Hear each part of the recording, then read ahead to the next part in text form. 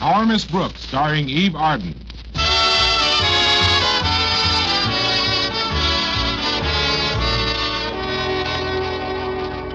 Well, it's generally accepted that it's mostly women who try to keep their ages a secret. But this theory was disproved last week at Madison High School, where our Miss Brooks teaches English. Yes, it was disproved most definitely by our beloved principal, Osgood Conklin, who celebrated a birthday last Monday. When asked how old he was, he replied, "A person is only as old as he feels." And while I don't think he made that up himself, he spent the entire week trying to out-Mickey Rooney Mickey Rooney. I was discussing our boy principal with my landlady Friday morning at breakfast. You mean to say Osgood is still making a spectacle of himself? Mrs. Davis, he's the biggest spectacle since the greatest show on earth. Honestly, he's making a fetish of being young. Thursday, he showed up at school wearing a bright red bow tie. A bow tie? How did it look? It looked like somebody had wrapped his Adam's apple as a belated Christmas gift. Well, there's one consolation, Connie. If Mr. Conklin is so busy with himself, he won't find time to bother you. Well, he found some somewhere. Tuesday morning, he assigned me the task of purchasing a school bus. A school bus? Mr. Conklin feels we'll save money if we use our own bus for out-of-town games. So he persuaded the board to grant us an appropriation. How much did they grant you? $130. $130? What in the world can you get for that kind of money? Well, so far, I've only been offered one conveyance. What kind? A garbage truck. The way our team's been playing, I almost took it. But yesterday, Mr. Boynton offered to see what he could find, so I turned the money over to him. Good for you, Connie. Mr. Boynton is one man who knows a bargain when he sees it. Present company accepted. That goes without saying, and I wish you hadn't. Well, I'd better clean up and get ready to leave the house, dear. I've got to take a couple of books back to the library today. All right, Mrs. Davis. Oh, that's probably Walter Denton to drive me to school. I'll get it. Come on in, Walter. Oh, it's Mr. Boynton. Good morning, Miss Brooks. Since I knew I was coming over, I phoned Walter and told him he needn't call for you this morning. I hope you don't mind my taking that liberty. Mind? It's a heck of a start. That is, please come in. Oh, what brings you to this part of town, Mr. Boynton? You live on the other side of school, and with the price of gas what it is... Oh, I didn't drive my car here, Miss Brooks. I'm taking you down in the new school bus. You mean you bought something for $130? That's right. Come over here to the window. See it? No, I don't. Say, what's that police patrol wagon doing in front of our house? That's it, Miss Brooks. What is what? That's what I bought. You mean our new school bus is a Black Mariah? Well, I know the team isn't playing well, but they don't deserve to be pinched. I got it from a used car dealer. He had a couple of them that were condemned as obsolete by the police department. From the looks of it, that thing should have been condemned to Devil's Island. Well, I know it doesn't seem like much now, Miss Brooks, but the kids at school can fix it up so you'll never recognize it. And the price was the luckiest coincidence you ever heard of. Really? Well, there was no sign on it at all when I got to the lot. But when I told the dealer I had $130 to spend, he admitted that's just what it cost. If that dealer was any more honest, he'd be in jail. Come on, Miss Brooks. Let's get going. Oh, just a minute, Mr. Boynton. We can't drive up to school in that. Mr. Conklin would blow a gasket. But we could explain to him that... No, first we've got to cushion the blow, Mr. Boynton. Look, Mr. Conklin's on a big youth kick, so it shouldn't be too difficult to butter him up. Butter him up? You know, flatter him into a more receptive frame of mind. Then we can spring our little bargain on him. Well, that might be the best course to pursue at that. I'm all ready to... Oh, hello, Mr. Boynton. Hello, Mrs. Davis. Come here, Mrs. Davis. Look out the window. Yes. Well, what do you know? The paddy wagon. goodness. I had no idea my library books were that much overdue. That's what Mr. Boynton bought for school, Mrs. Davis. When the kids fix it up, you'll never recognize it, though.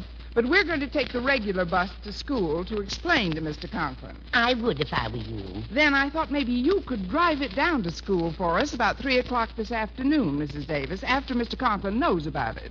Would you mind very much? I should say not. I've always wanted to drive one of those. Look out, folks. Here I come. Clang, clang, clang, clang. Wait for the police.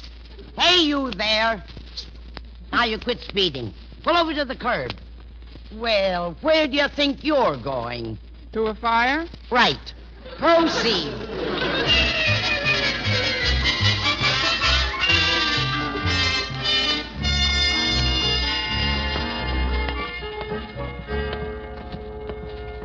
Look, Mr. Boynton, there's Mr. Conklin going into school now. I'll stay behind this tree, and you put the first coat of salve on him. All right. Say, from here, it looks like he shaved off his mustache. Really? I hardly ever noticed he had one. When I'm with him, his lips are flapping so fast, it's just a blur. Now, go ahead, Mr. Boynton. Catch up with him. Yes, ma'am. Oh, just a minute. Wait up, Stretch. I beg your pardon, Mr. Boynton. Did you call me Stretch? Oh, it's you, sir. From the back, I mistook you for our star athlete, Stretch Snodgrass. Well, Star athlete, eh? Well, I guess I fool a lot of people that way from the back.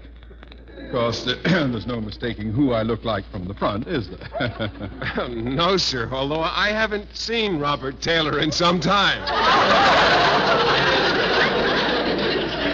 Oh, come now, boy. Just because I shaved my mustache, I don't fancy myself another Robert Taylor. Cary Grant, maybe. Well, without the mustache, you look extremely young, if I may say so. As often as you like. Thank you, Boynton. Well, sir, I was wondering, maybe if you had a little time after school, perhaps you'd like to play some handball with me. Handball? Well, I haven't played for several years. I don't know. Oh, that's quite all right, Mr. Conklin. I know just how you feel. You do? Well, yes, sir, and it's mighty decent of you to be so considerate. It's obvious that you just want to spare us older fellows a thrashing. Oh, well,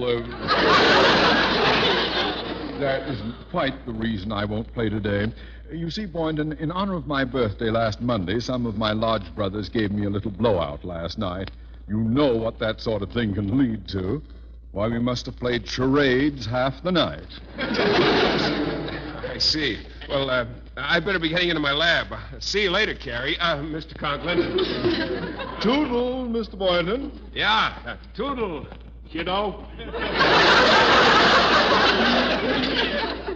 I ought to be in pictures. I'm beautiful to see. I ought to be Well, in good pictures. morning. How are you today, Mr. Boynton? Mr. Boynton? Oh, excuse me, sir. For a moment, I didn't recognize you. And you took me for Mr. Boynton? I apologize. It's a natural mistake. Yes, it is. You see, I spoke to Mr. Boynton on the phone about our new school bus. Oh, then you did purchase one. Splendid, Miss Brooks, splendid. I knew you could get something for $130.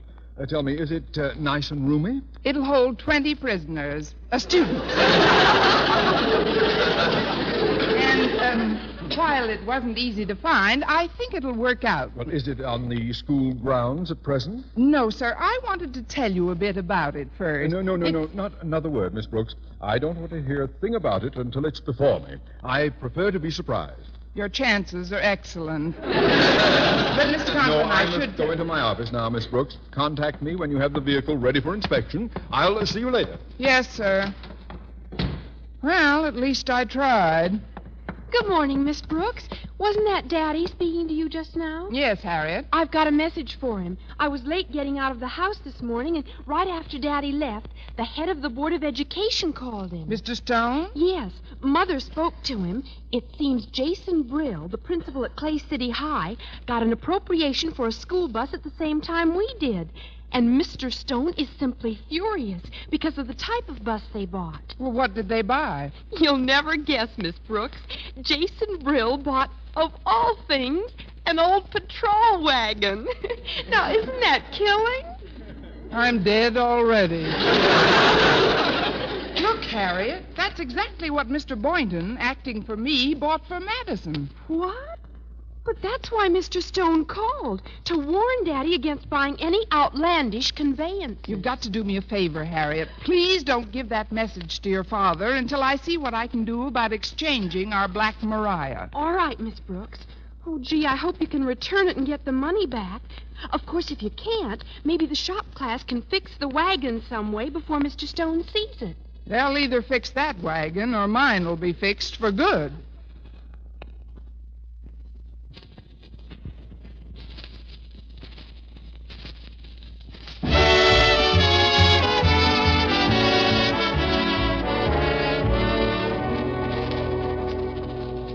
Well, after hearing about Mr. Stone's attitude toward the patrol wagon we were going to use as a school bus, I decided to take immediate action. Consequently, I spent the next few hours very productively, and by lunchtime I had accomplished no less than 6 bitten fingernails. Then I met Mr. Boynton in the school cafeteria and told him of our dilemma. Well, let's see if I've got it straight.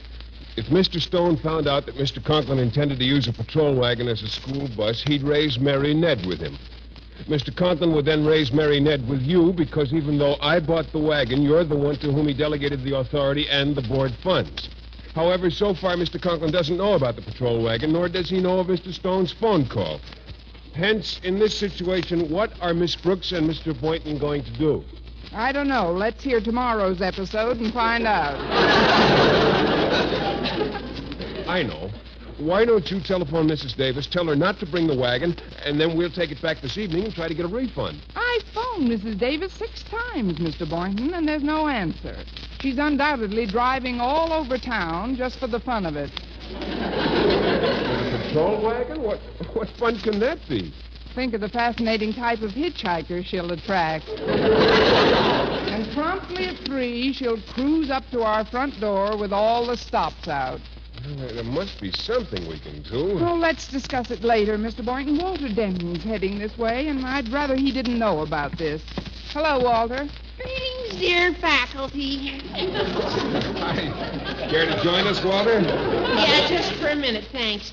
Harriet told me in confidence about the new bus you bought, Miss Brooks. Imagine a police patrol wagon for a high school bus. Oh, nobody but you could possibly have come through with such a delightfully waxed-up accomplishment.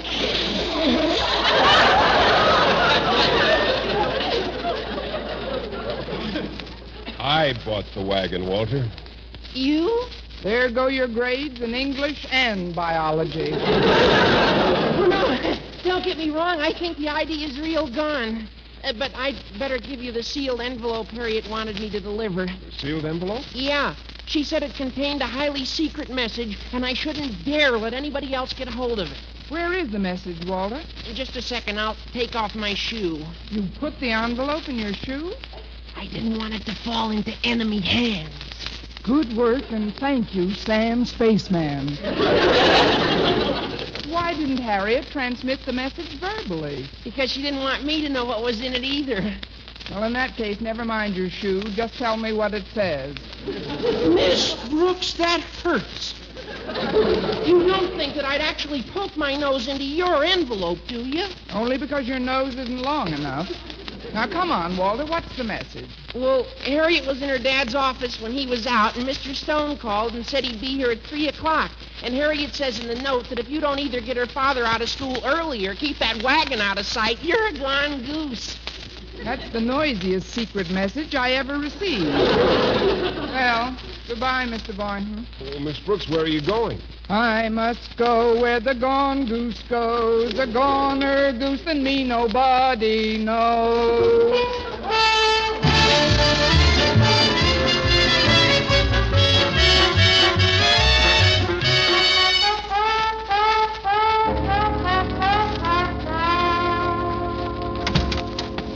Hey, Miss Brooks, did you think of any way to get Mr. Conklin home early? No, Walter, I didn't. Well, you better do something pretty fast. It's almost 3 o'clock. Already? Well, if I don't think of something soon, Mrs. Davis will be here with the patrol wagon, and it'll be too late. Look, Walter, out the window. She's here. I'll say she's here. Listen to her whack that bell. She's like a kid with a new toy. I'm glad she didn't get her hands on the revolver and blank cartridges I used in our last school play.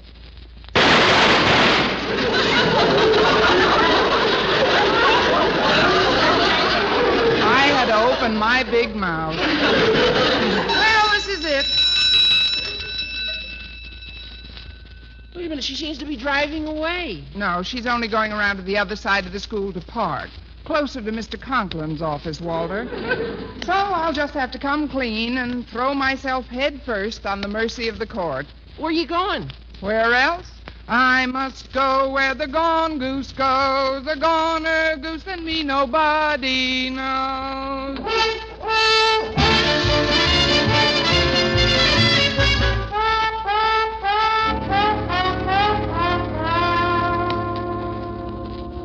You're certain there were no phone messages for me, Harriet? None that I can seem to remember, Daddy. Funny. The board granted us $130 for a school bus last week.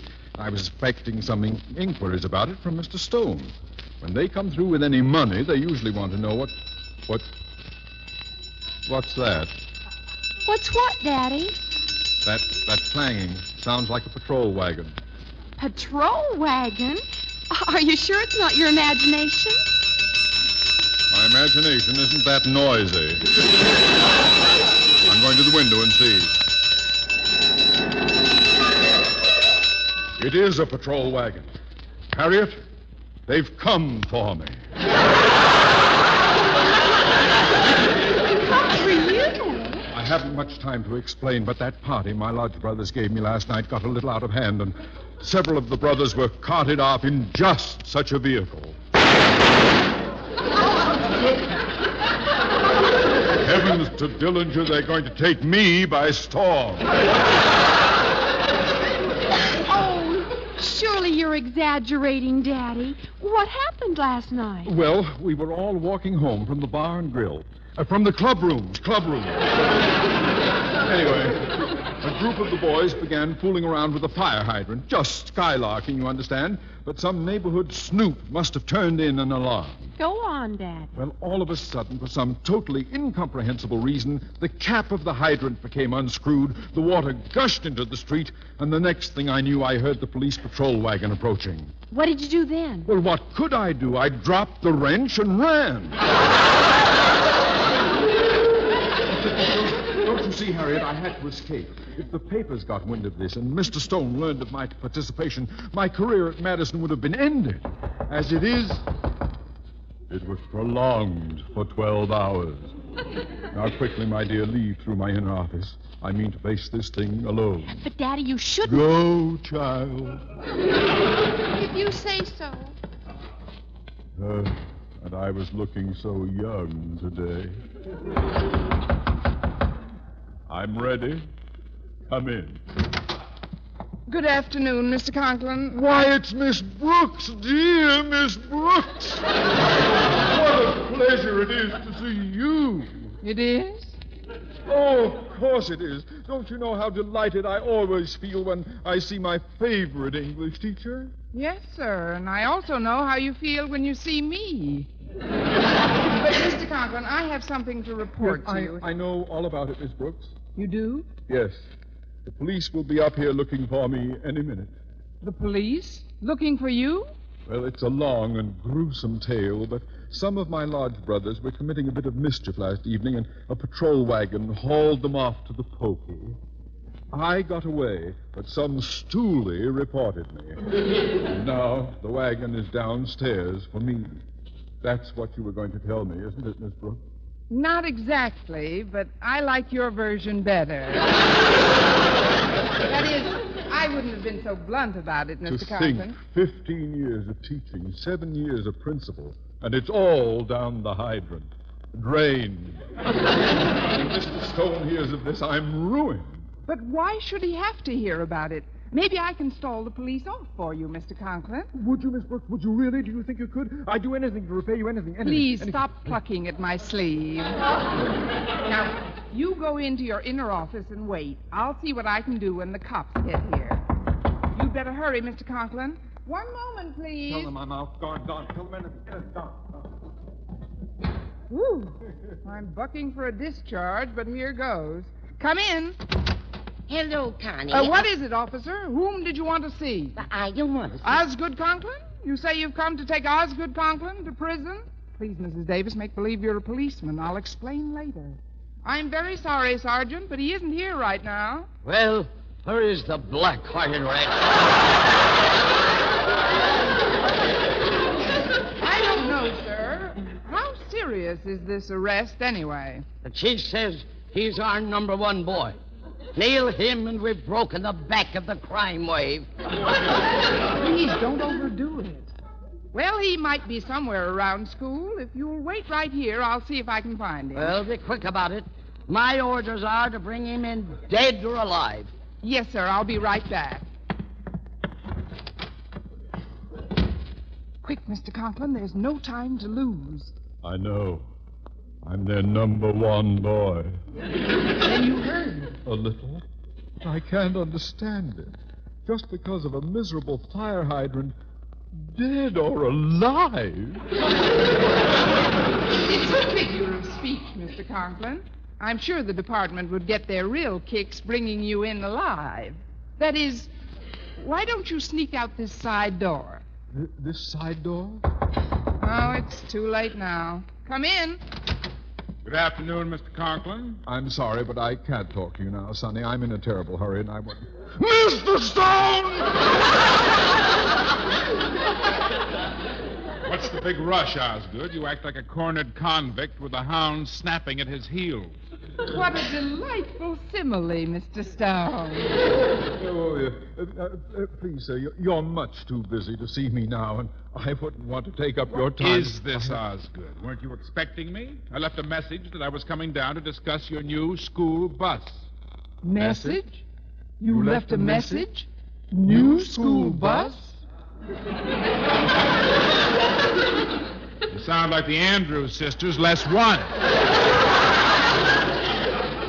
Please, Mr. Stone, couldn't we have our little chat tomorrow? You see, I'm hurrying home to be with my wife. She came down with virus pneumonia this morning. Oh, she did? Yes. Well, for your information, Twitchy, my wife just phoned me and said Mrs. Conklin is playing bridge at our house right now. What?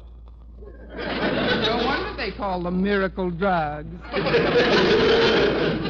I don't know what's going on around here, but I'm not going to find out in this stubby cubicle. Why are you in here anyway? Hiding from the law? The law? I like the bit about the convicts and the hounds better.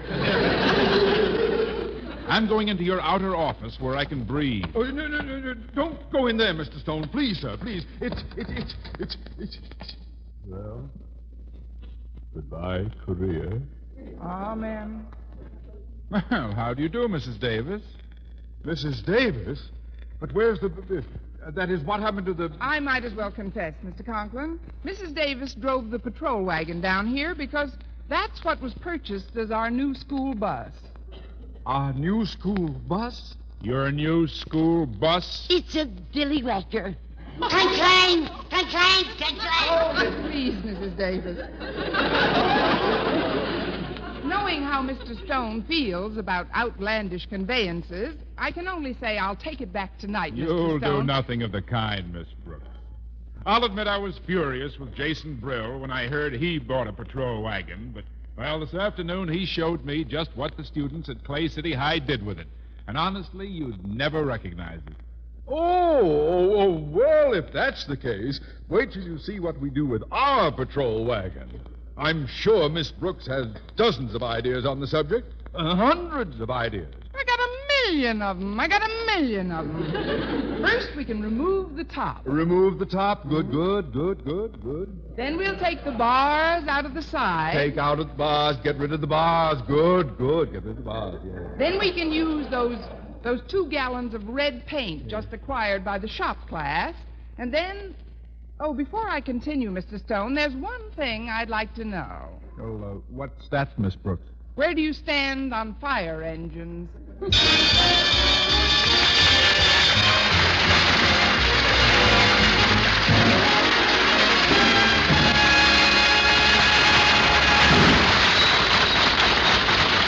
Eve Arden as our Miss Brooks will let us in on another episode in her life as a teacher at Madison High next week at the same time.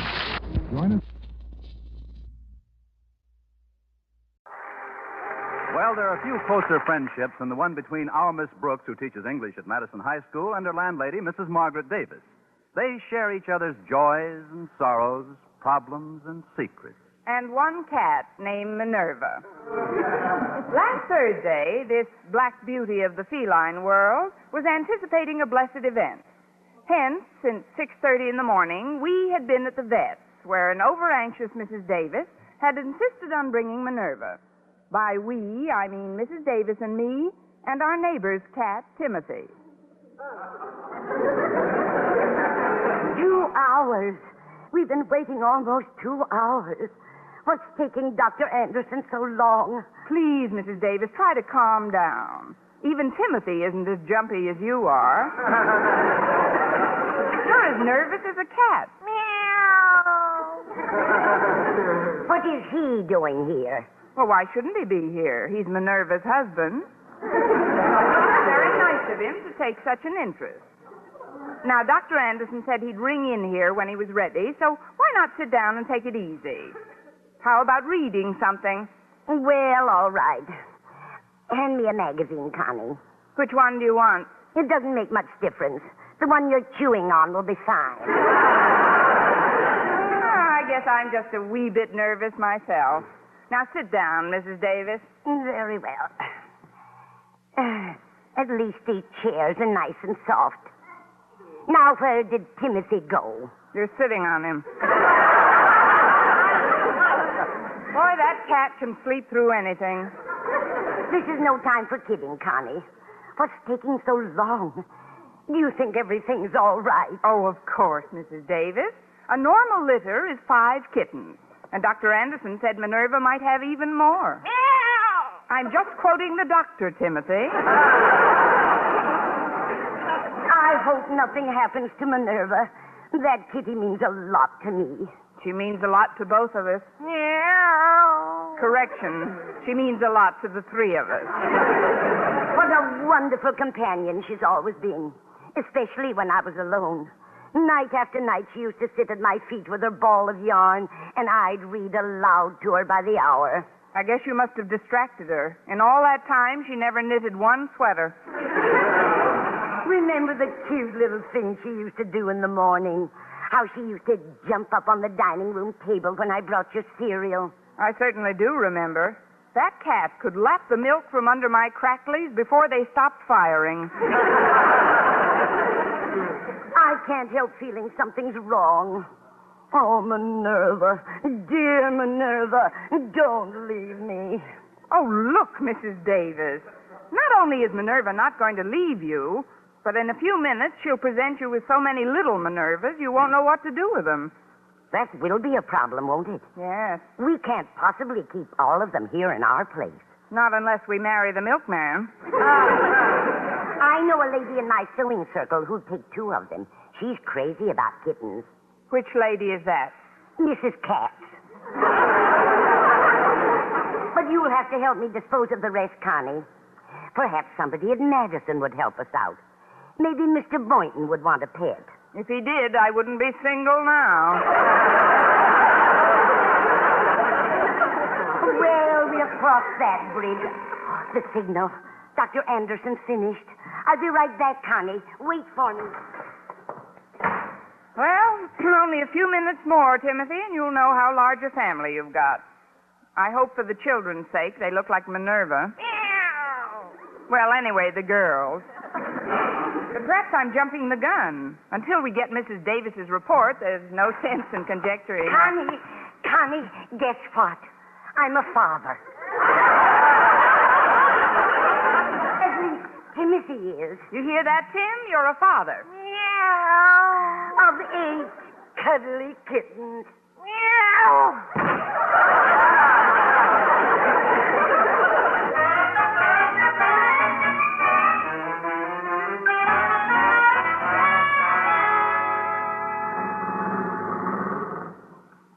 Goodbye, Mrs. Davis. Thanks for the lift. Well, good morning, Walter. Greetings, elegant educator. And how is Madison's most sparkling and effervescent personality today? She stopped fizzing an hour ago. I noticed Mrs. Davis dropped you off. How come you didn't avail yourself of the Denton delivery service today? It was sort of an emergency, Walter. I had to visit the veterinarian with Mrs. Davis. Really? Oh, I hope you didn't find anything wrong with her.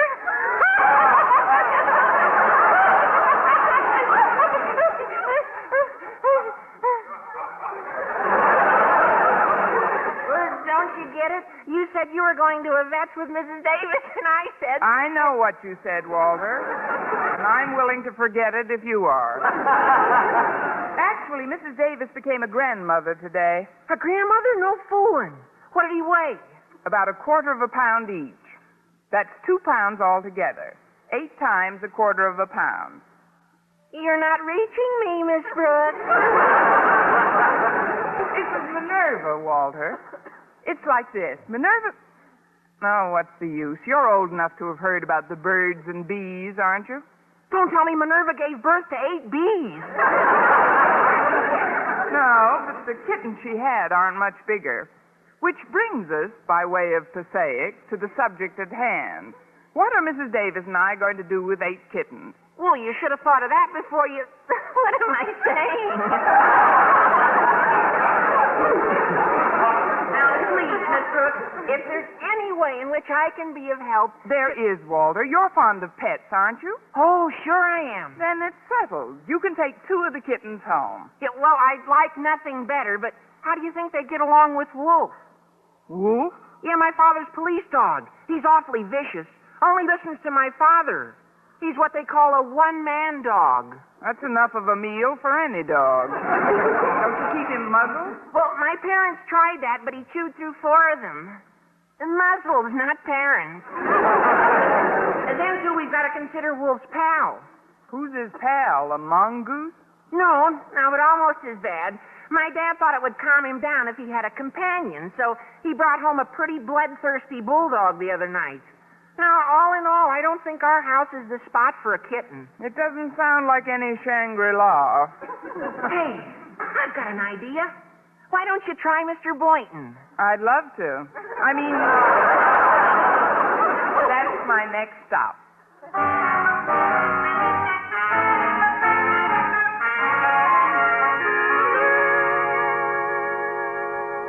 I hope you don't mind my dropping in on you before class, Mr. Boynton. Not at all, Miss Brooks. It's nice to have you visit my lab occasionally. You'll have to excuse me for a moment while I finish feeding these rabbits. Go right ahead. I bet you've never seen anyone fed with an eyedropper before. Not since the last time you treated for lunch. No, I never have, Mr. Boynton. Now, open your mouth. Wider. Come on, wider still. Why not go? Please, Miss Brooks, they won't eat when you're clowning like that. It'll just take another minute. Well, if I'm disturbing you, Mr. Boynton... No, you're not disturbing me at all, Miss Brooks. That's one thing about you. When you're in the lab with me, I can always concentrate perfectly on whatever else I'm doing. That's what I get for buying a perfume called...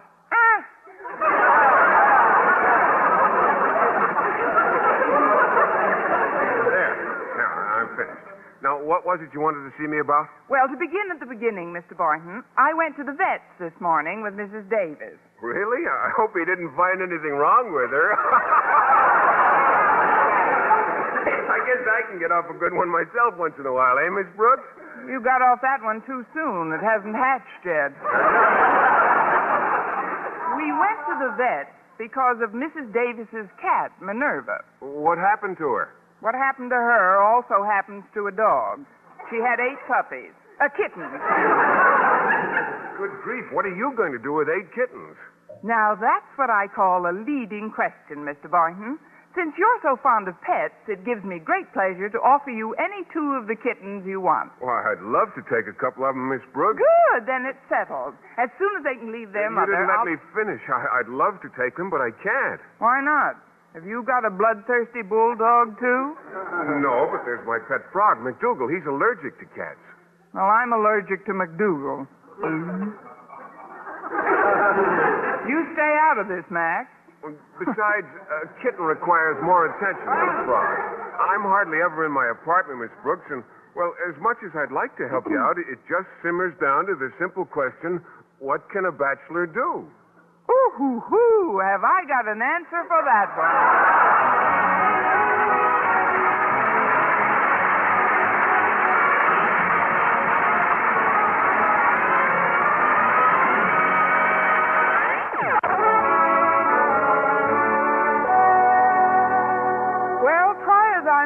I couldn't find a home for any of Minerva's kittens. And by lunchtime, I had almost exhausted my list of prospects. That is, all except one, our beloved principal, Mr. Conklin. Mindful of the adage, you can catch more flies with honey than you can with vinegar, I decided to visit his web. I went to his office at noon, bearing a large slab of his favorite dessert, banana cream pie. When Mr. Conklin saw me in his doorway, his reaction was one of pure delight. Please, Miss Brooks, whatever you were going to do with that pie, don't do it. But, Mr. Conklin, I know you've been under a strain lately, but I've just had this suit cleaned. And it's such a gooey pie. But, sir, I was just going to let you have it.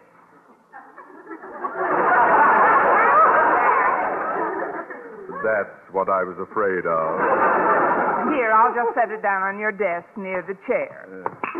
There. See, I didn't get any on you at all. I'm not out of the woods yet. It'll probably jump into my lap after you leave. Now, what, may I ask, is the reason behind this sacrificial offering? It's merely a slight expression of my esteem for a good and kind principal. If it's all the same to you, I feel safer when I'm crabby, mean old Marblehead. Now, what do you want, Miss Brooks? Want? Well, surely I can make a nice gesture toward you without wanting something, can't I? Well, I suppose so. That's better. Now, here's what I want. You see, sir, Mrs. Davis and I had to go to the vet's this morning. Really? I hope he didn't find anything wrong with you.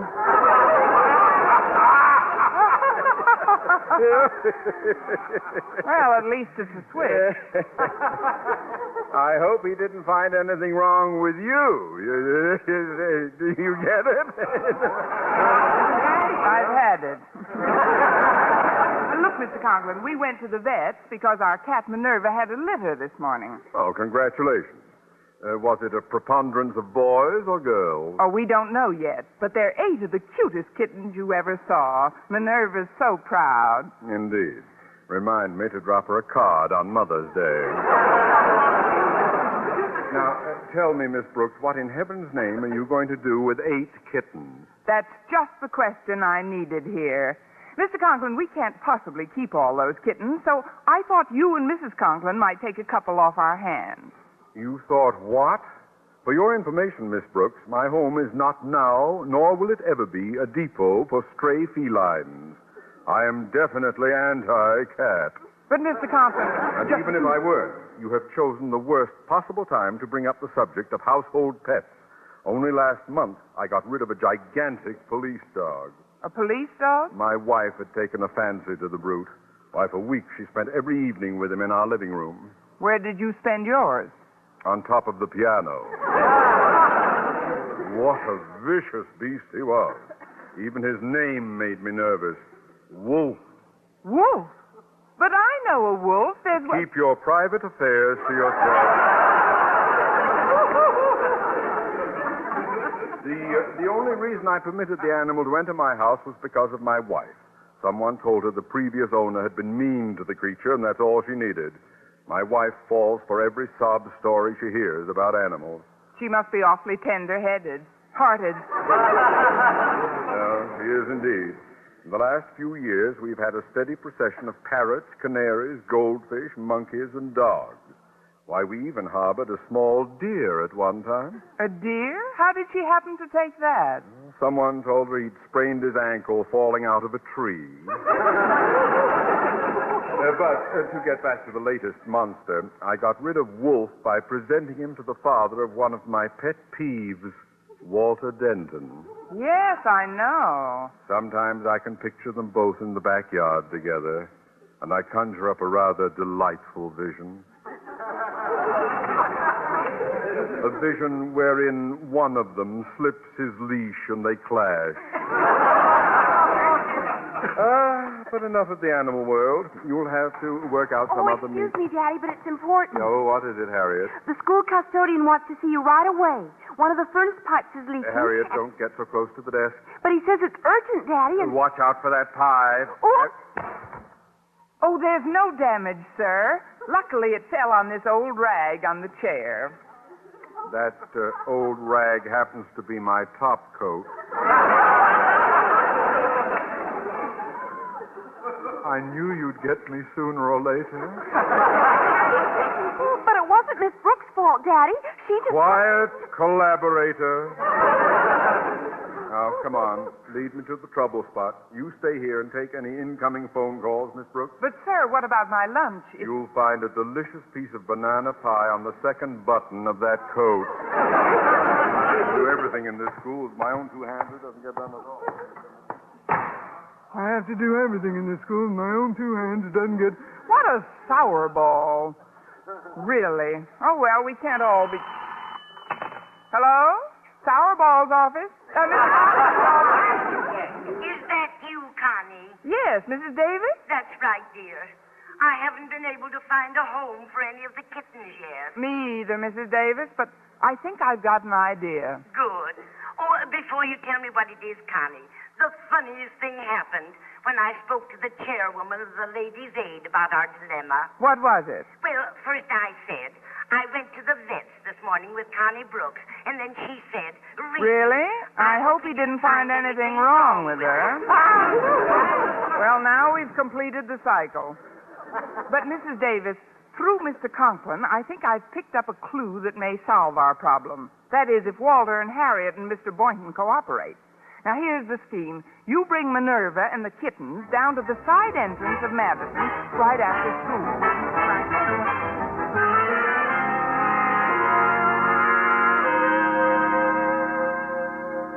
Mr. Conklin isn't back from school yet, Miss Brooks, but you can wait for him right here in his study. Thanks, Mrs. Conklin. I'll just put this basket down.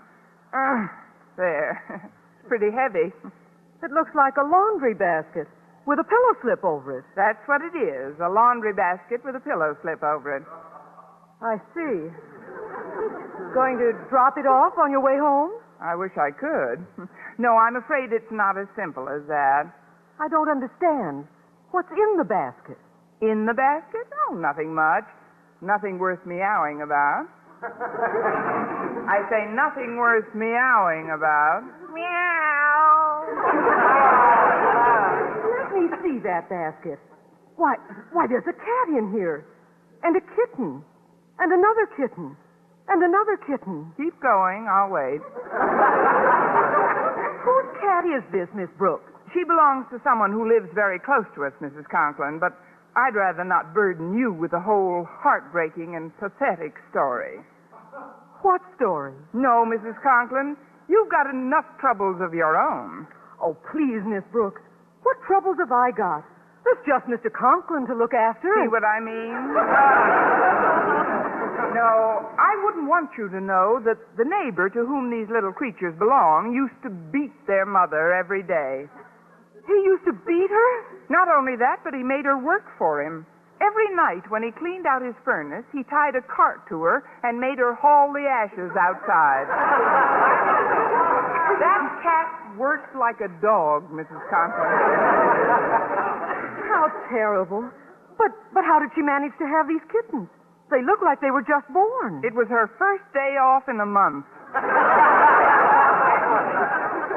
That's why I picked them up out of the driveway where he left them. Oh, how could anyone be so cruel? He practices a lot. I asked Mrs. Davis if we might keep them, but our place is so small, it's out of the question. But what are you going to do with them? Return them to our neighbor, I guess. At least they'll be fed while they're getting beaten.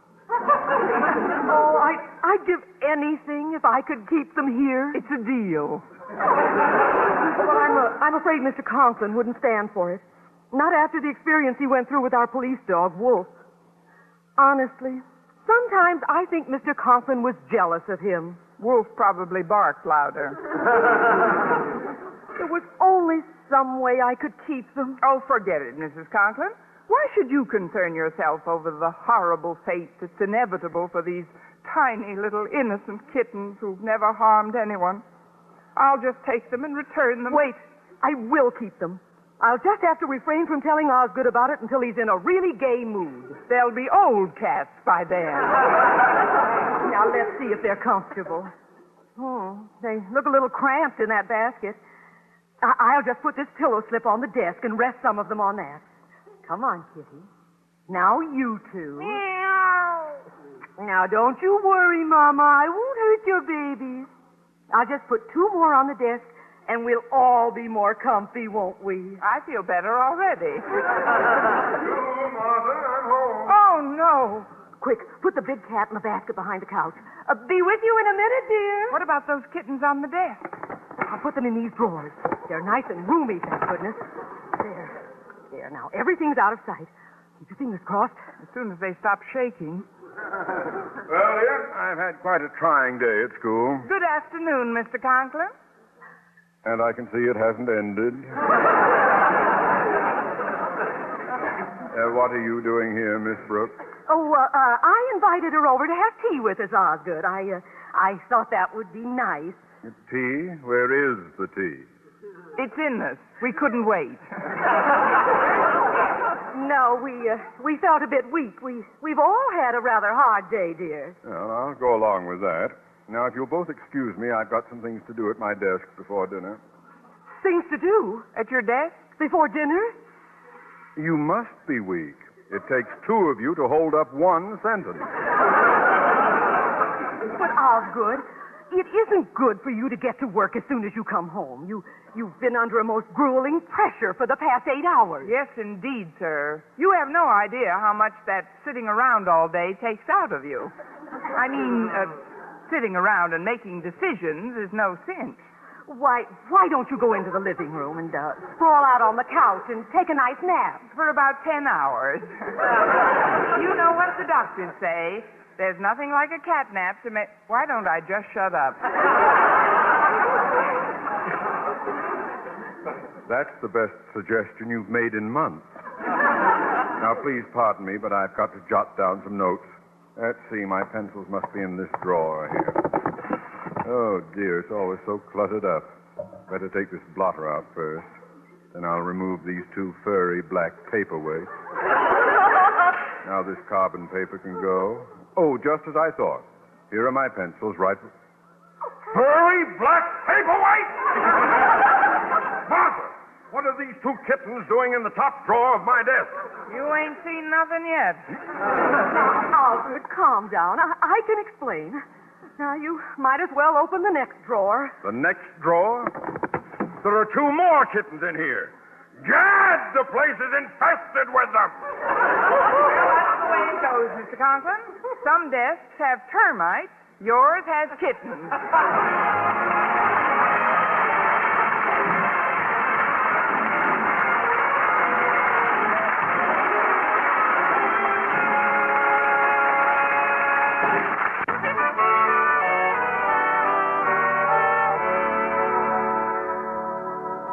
once again, here is our Miss Brooks. Well, Mr. Conklin soon put 2 and 2 together. Then I took the 4 of them and put them back in the basket with their mother. Even though I had told her a rather large fib, Mrs. Conklin was quick to forgive. After all, Osgood, Miss Brooks is only guilty of wanting to find a home for these 8 helpless kittens. Granted. And I'll be more than happy to suspend her sentence if she will immediately collect her mewling Mausers and march. Well, I guess there's nothing else I can do. Of course, Mrs. Conklin, I was hoping someone could keep them at least until they're old enough to be torn from their mother's sides. Oh, I'd love to. Osgood, don't you think Not that... another word, Martha. In the month that mastodon wolf was under this roof, my nervous system had all the pet it could stand. Mother, Daddy, I'm home, and guess what? What? That's what. Oh, Gad! He's back! Yes, Daddy. Wolf broke out of the Denton's backyard, and he's on our front porch this very minute. Well, what's he doing there? Well, when I left him, he'd just eaten up half the welcome mat. Oh, the poor dear. I hope it doesn't dull his fangs. He just won't stay at the Denton's, Daddy. I think he wants to come back and live with us. I couldn't stand it. Not for another minute. You've got to get rid of him. Somebody's got to take him away. Mr. Conklin, I'll make you a proposition. If you'll let Mrs. Conklin keep the kittens here, I'll take Wolf home with me. What's that? If we keep the kittens, you'll remove that dinosaur from the premises? Yes, sir. What do you say? Here, kitty, nice kitty. Here, kitty. Then it's agreed. Goodbye, Mrs. Conklin, and thanks for everything. Good night, Miss Brooks, and thank you. Wolf? Where are you, Wolf? Right over here, Miss Brooks. Did I do a good job of barking? Oh, just perfect, Mr. Boynton. You were very convincing. Then they're going to keep the kitten. They certainly are. And now the least I can do is keep my end of the bargain. What do you mean, Miss Brooks? Come on, Wolf. We're going home.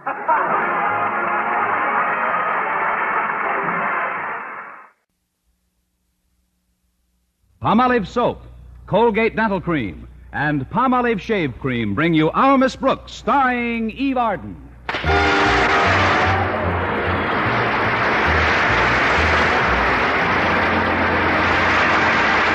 It's time once again for another comedy episode of Our Miss Brooks, under the direction of Al Lewis. But first... Now, just one brushing with Colgate Dental Cream removes up to 85% of decay and odor-causing bacteria. Yes, just one brushing with Colgate's instantly stops unpleasing breath in 7 out of 10 cases that originate in the mouth. And if you really want to stop decay, be sure to follow the Colgate way. Over a 2-year period, the Colgate way of brushing teeth right after eating stopped more decay for more people than ever before reported in dentifrice history. X-rays showed no new cavities whatever for almost 2 out of 3 people. And only the Colgate way does all 3. Cleans your breath while it cleans your teeth and stops most tooth decay. So for a cleaner, fresher mouth all day, always use Colgate Dental Cream. Remember, just one brushing with Colgate Dental Cream removes up to 85% of the bacteria that cause unpleasing breath and tooth decay. Brush your teeth with Colgate. Colgate Dental Cream, it cleans your breath. Water toothpaste. While it cleans your teeth.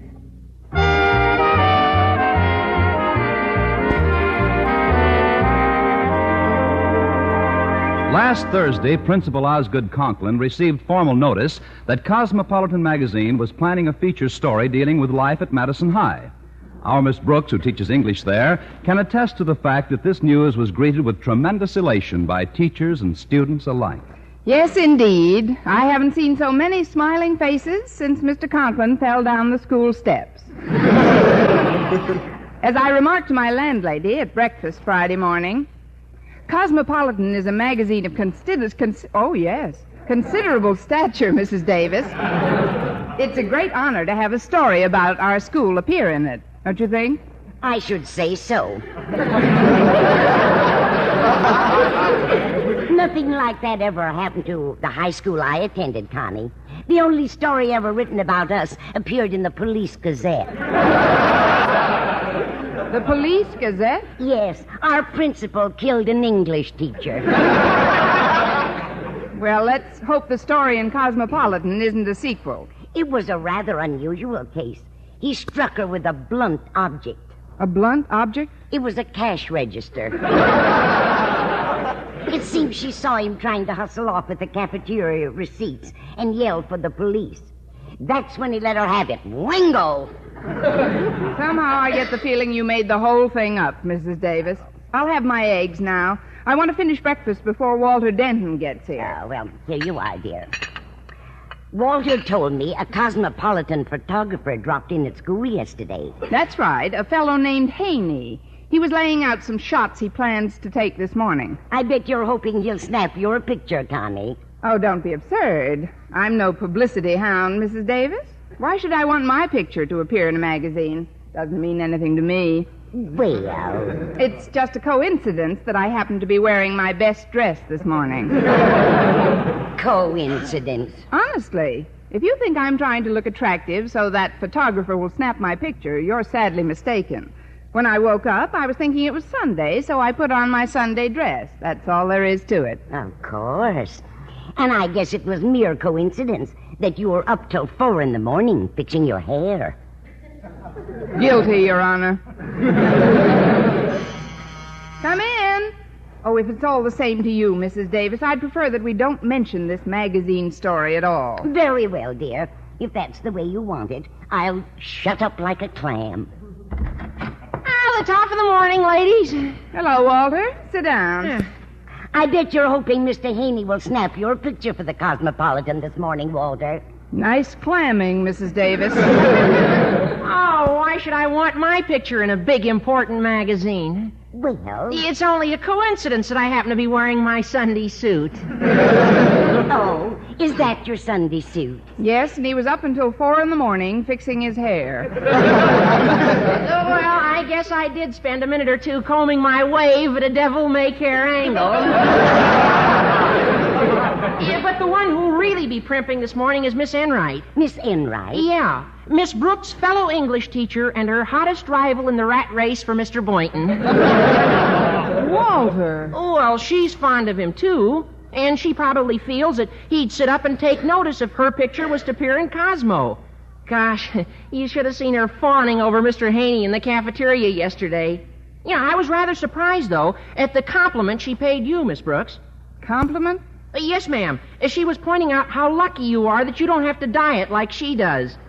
She said she thought it was wonderful how you managed to stay so scrawny and yet eat like a horse.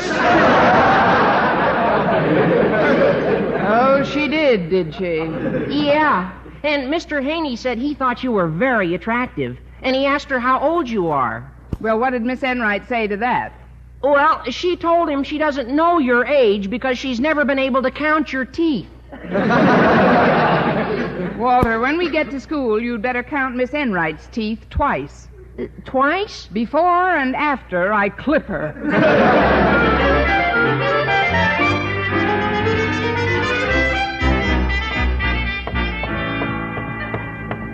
Hello there, Miss Brooks. Oh, good morning, Mr. Haney. I was just about to see if Mr. Boynton is in his laboratory. He is. I ducked in there a minute ago to avoid Miss Enright. She's been hounding me like a house detective, hoping I'll snap her picture. So far, I've evaded that little chore. But I picked up a nice shot of Mr. Boynton. Oh? Now I'd like one of you, Miss Brooks. Hold still, please. That's it? You snapped my picture, Mr. Haney? I did. It'll appear in the next issue of Cosmopolitan. Well, I've got to get along now. Thanks, Miss Brooks. See you later. Oh, thank you, Mr. Haney. Bye now. Good morning, Mr. Boynton. Oh, hi, Miss Brooks. Say, you're really dolled up. Boy, you look like the cat's pajamas.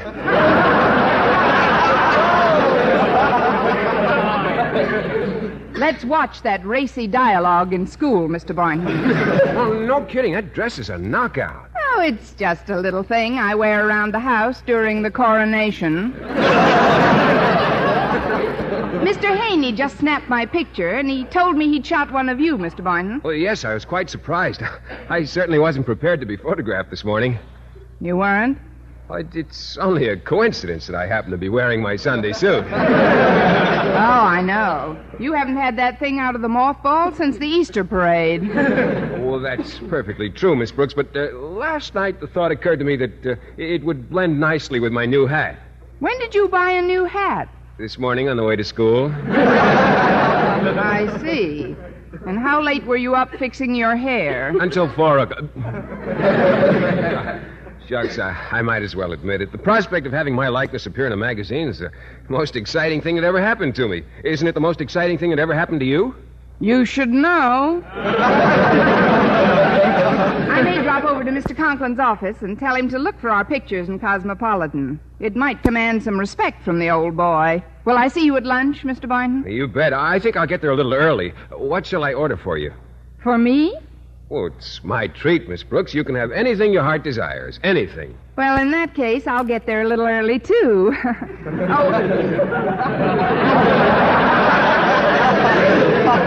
Mr. Boynton, how about seeing Jane Wyman's new picture at the State tonight? What's the name of it? Well, it's a very nostalgic title. Remember the time last Christmas when you kissed me under the mistletoe? Yes. The picture's called Let's Do It Again.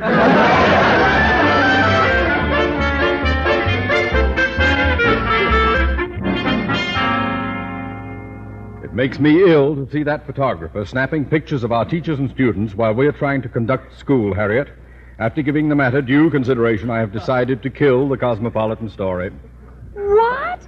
Oh, but that's unfair, Daddy.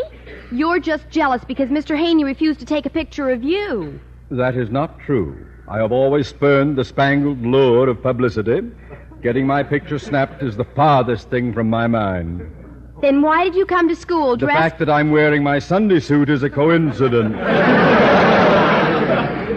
Coincidence. Mother told me you were up until 4 this morning combing your hair over the bald spot. What bald spot? Why, I'm thicker on top than any man my age. The fact remains that this institution has a rather toothy rule to the effect that no teacher may be either interviewed or photographed by a representative of a public periodical without the express permission of Principal Osgood Conklin. I am Principal Conklin. How do you do? Harriet, child, you are bucking for cafeteria KP. Oh, please, Daddy, you only dust off that ancient rule for your own convenience. Look, you've been photographed by the press many times. How come you've never applied the rule to yourself? Your impertinent question shall be stricken from the record. Suffice it to say that as yet no member of my faculty has sought my permission. If I should learn, therefore, that any teacher has already been photographed by the snap-happy gent from Cosmopolitan, that teacher is in for a mess of trouble. Come in. Oh, hi, Miss Brooks. Good morning, Harriet. Mr. Conklin, I have some happy news for you. I'll bet. Tack this notice on the bulletin board for me, Harriet. Now run along, please. Yes, sir. See you later, Miss Brooks. Bye, dear. That notice is for the benefit of my teachers, Miss Brooks. A rather timely reminder of Rule 608. You've run afoul of it once or twice in the past, I believe. Rule 608. Oh, is that the rule you applied a couple of years ago, sir, when the Evening Post took pictures of some teachers and neglected to take one of you? That's the little beauty. I plan to take drastic action against any teachers who have permitted themselves to be photographed without my permission. Now, what's the happy news you have for me? I forget. Somehow I'm glad. Anything else you'd care to discuss with me? Yes, sir. Mr. Boynton and I would like your permission to be photographed for Cosmopolitan magazine. Permission denied. Oh, but Mr. Conklin, won't you reconsider? I have spoken. Oh, please, sir, this is very... Could it be, Miss Brooks, that you and Boynton have already been photographed? Without your permission? How can you even think of such a thing? It's easy. Don't you realize that fallacious denials will prove futile? When the issue comes out, the pictures of those teachers who flaunted my authority will be all the evidence I need. Anything else? Yes, sir. Exactly what measures do you plan to take against those teachers? The faculty rolls of the good ship Madison High have not yet been logged for the fall semester, Miss Brooks. Those mutineers whose pictures appear in Cosmopolitan will have to walk the plank. Anything else? Just one thing. Where's the plank?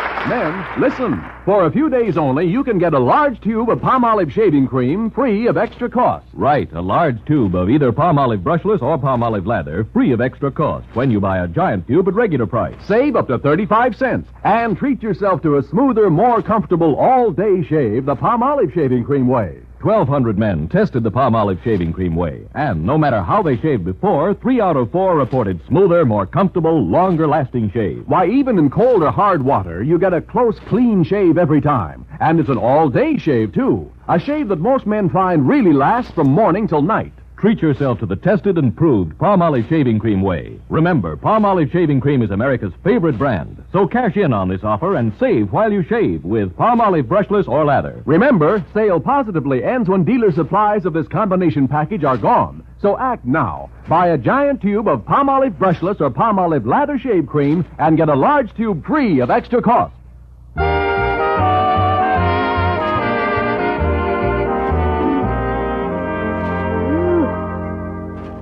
Well, when Mr. Boynton read Mr. Conklin's bulletin board notice about unauthorized press photographs, his reaction clearly told me that I'd have to buy my own lunch. Since food is such a good buffer against panic, I loaded my tray and headed for Mr. Boynton's table.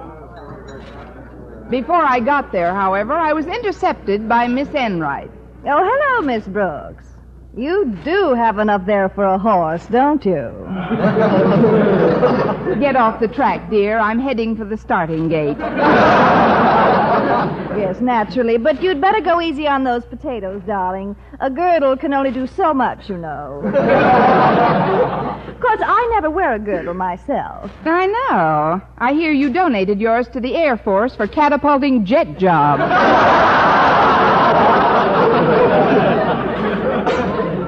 Oh, you are comical, darling. Have you seen the Cosmopolitan photographer around anywhere? Mr. Haney, he was at the steam table a minute ago, but I'd suggest you read the bulletin board before you strike a series of poses. Oh, I've absolutely no desire to be photographed for his magazine, Miss Brooks. It's just a coincidence that I happen to be wearing a stunning new dress. Of course. I'm sure it was also coincidence that you were up until 4 a.m. grooming your transformation. Oh, you're such a doll. I often wonder what you're stuffed with. Remind me to send you an autographed X-ray. Now, if you'll excuse this old gray mare, I'll go put on the feed bag. Won't you just? I'll see you later, darling. It's inevitable, I guess. Oh, I'm sorry I kept you waiting, Mr. Boynton. Oh, that's okay, Miss Brooks. Gosh, that bulletin board notice has me worried sick. I'd like to see my picture in Cosmopolitan, but I certainly don't want to risk my job for it. Well, I don't relish the idea of unemployment either, Mr. Boynton. I asked Mr. Haney for our negatives, but he flatly refused to turn them over. He said his first obligation is to his magazine. Unless we can think of something else, I'm afraid we'll... Didn't you order lunch? No, I was so upset I just grabbed some coffee. Oh, then you can have some of mine. I have plenty. I should say you have. Gosh, you've got enough there for a horse. Well, if you'll share it with me, I'll be able to get my saddle on easier. Here you are, a lamb chop, some potatoes, peas... Just a minute. I've got a scheme that might save us our jobs, Miss Brooks. I found out that Mr. Haney's keeping his photographic equipment in the faculty room. The negatives are in his gadget bag. So? Somehow, without his knowledge, we've got to slip our negatives out of that bag and destroy them. But that's a pretty dangerous assignment, Mr. Boynton. I'm afraid you'll have to count me out. Oh, but the end justifies the means. It's our only chance. When the fall term rolls around, do you want to be out of a job? You want to be pounding the streets looking for work, discouraged, tired, hungry? Give me a pencil and we'll sketch the layout, Louie.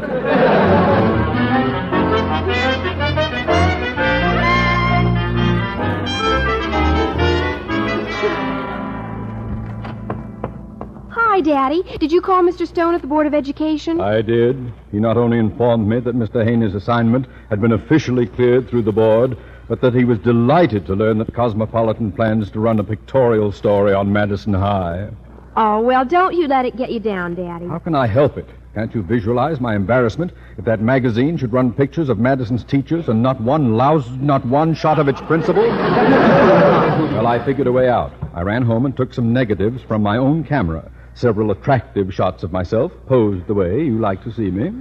What are you going to do with them? I learned that the negatives Mr. Haney plans to ship off to Cosmopolitan are now reposing in his gadget bag in the faculty room, Harriet. Somehow, without his knowledge, I've got to slip my negatives into that bag. Oh, that sounds pretty risky, Daddy. The end justifies the means. Now run along, child. Well, all right, Daddy, but you better be careful. Oh, excuse me, Miss Enright. I was just leaving. Bye, Daddy. Goodbye. What's on your mind, Miss Enright? Well, a minute ago I paused outside your door at the water fountain, Mr. Conklin. I couldn't help overhearing the scheme you outlined to Harriet, and I should like to suggest a partnership. Partnership? Yes, I'd like to run home and get some of my negatives so that they may be slipped into the gadget bag along with yours. What? Are you trying to blackmail a principal of a public high school? How dare you? One moment, sir. Let me remind you that my family is quite well-to-do and that I don't give a hoot whether or not I teach here next semester. Secondly, if I should have a little chat with Mr. Haney and the head of the Board of Education, informing them of what I happen to... How soon can you get back with your negatives, partner?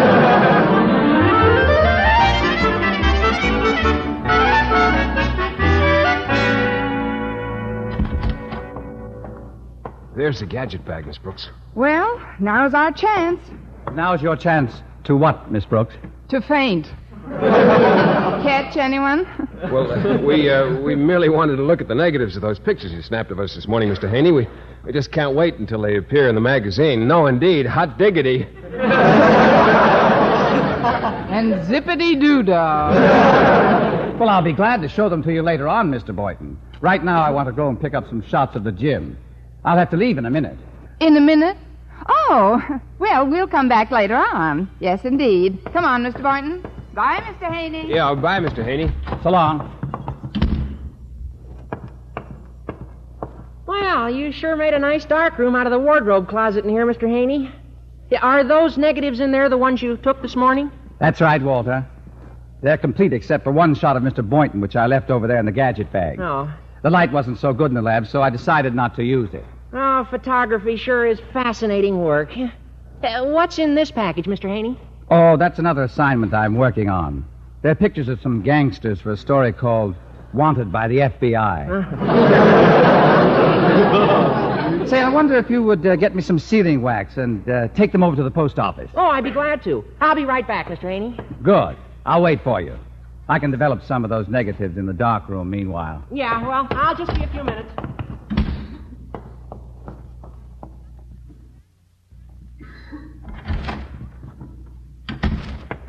Careful, Miss Brooks. Are you sure Mr. Haney left? Well, I couldn't see him from where we were hiding, but I heard the door slam. Now, let's frisk this gadget bag. Oh, that's funny. There's only one negative in here. Well, let's see. Say, that's the negative of the one he snapped of me. How can you tell? You see, I'm holding my frog. Well, I'll just stick this in my purse, and we'll look for the other negatives. It might be in this package. I'll take a look. Oh, gosh, this is a frightening picture. I've never seen such a pasty-faced, evil-looking individual. Must be Miss Enright.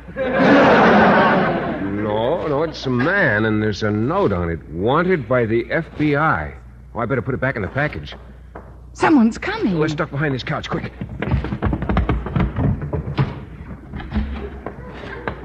All clear, sir. Good.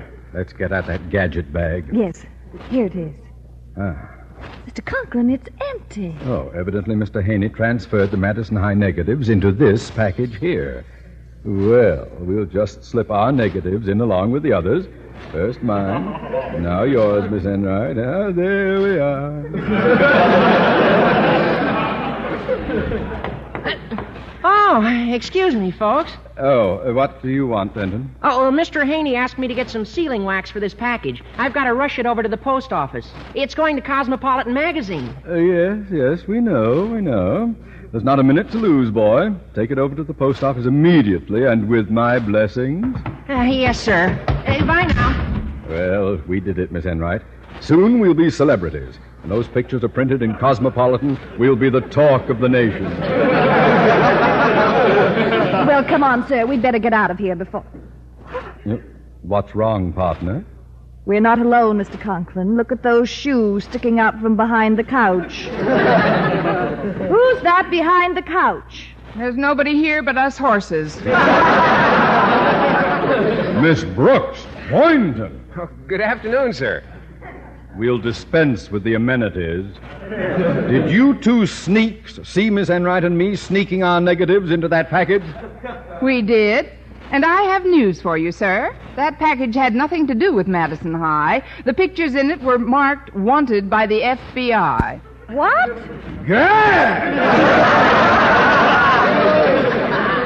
We're snared in our own trap. Why didn't you stop us, Miss Brooks? You saw what we were doing. I saw what everyone was doing, Miss Enright. Mr. Haney. Yes. I've been in the dark room, patiently observing your every action. You have? You have? Yeah. Well, then you've got to do something. Call your office. Stop the presses. If our picture should appear along with those criminals, we'll be social outcasts. We'll be ostracized, laughed out of town. Shunned by mankind. Well, I don't know why I should do anything about it. Frankly, you and Miss Enright have both been a pain in the neck. You especially, Mr. Conklin, have gone out of your way to make things tough for me. If it wasn't for Miss Brooks, I'd have chucked the whole assignment. Well, now, isn't that sweet, Mr. Haney? Miss Brooks, you know what I've always thought of you. Yes, I do. Well, forget it. You're toughs, aces, a man's best friend. Won't you put in a word for us? What word would you like? Oh, please, Miss Brooks, you've got to help us. You really want me to, Seabiscuit? Oh. I beg of you. All righty. Mr. Haney, I should like first to intercede on Miss Enright's behalf. She's a peculiar type. Type of what we won't go into. But there are times when she is not responsible for her actions. Yes, that's very true. Oh, thank you, Mr. Boynton. And as for Mr. Conklin, well, everybody does stupid things once in a while. He's just more consistent. Hear, hear. Small wonder my wife calls me knucklehead. Now, tell him, Miss Brooks. Mr. Haney, as a favor to me, please don't print Mr. Conklin's picture alongside those other hoodlums. That is, won't you give him a break? Mercy. I have an only child. Well, all right. I'll see that the pictures of you and Miss Enright never reach the press. Oh, thank you, Mr. Haney. And thank you, Miss Brooks, for springing to my defense. Dear, sweet, lovable Miss Brooks. Lovable or not, I'm afraid I can't be as lenient with you, Miss Brooks. With me, Mr. Haney? While I was watching from the dark room, I happened to snap a picture of you stealing the negative of Mr. Boynton's picture. What? To think that I've been harboring a light-fingered Lil on my package. Now, please, Mr. Haney, it wasn't really stealing. It should you look see... very cute in Cosmopolitan with a caption reading, English teacher caught filching film from photographer. Mr. Haney, would that be all in caps? Here's the picture, Miss Brooks. Oh, let me see it. Oh, my goodness, I hate to admit it, but that's the best photograph I've ever seen of you. Yes, it is rather good. It's very natural, and the way you're standing shows off your figure beautifully. Well, Miss Brooks, what do you say? What can I say? I'll take a dozen.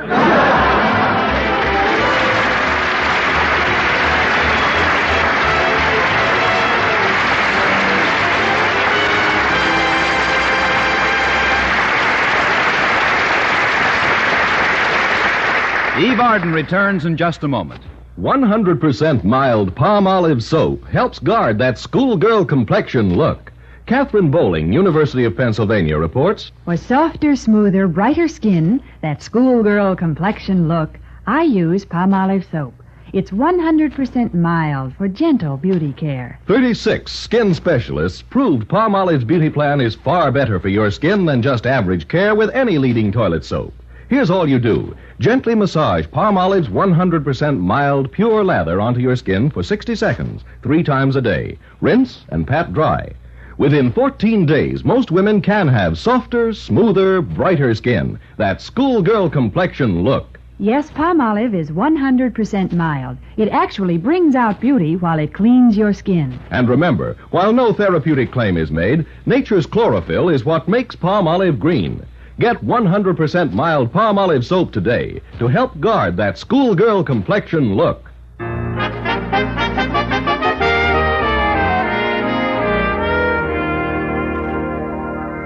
And now here is Eve Arden.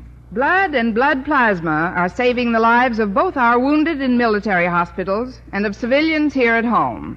There is no substitute for whole blood or plasma in treating the ill and the injured. So make your appointment today to give blood. It is easy, painless, and takes very little time. Join the thousands of other Americans who are rolling up their sleeves.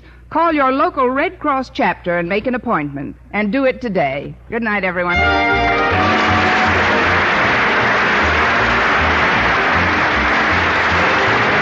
Our Miss Brooks, starring Eve Arden, was produced by Larry Burns, written by Al Lewis and Joe Quillen, with the music of Wilbur Hatch. Mr. Boynton was played by Jeff Chandler, Mr. Conklin by Gail Gordon. Others in tonight's cast were Jane Morgan, Dick Turner, Gloria McMillan, Mary Jane Croft, and Dan Tobin. Be sure to read the story of Our Miss Brooks in the current issue of Cosmopolitan on your newsstand now. The Colgate-Palmolive Peat Company invite you to listen to their exciting new quiz, The Phrase That Pays, on radio every weekday morning, Monday through Friday, and Luella Parsons on Tuesday night. Consult your local newspaper for details.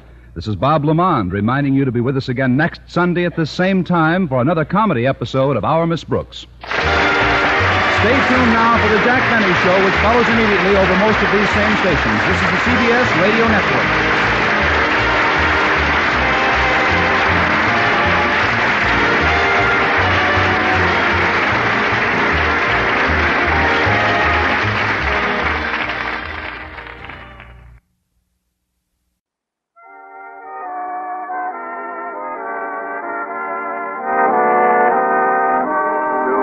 America's youth, September 14th marked the opening day of school.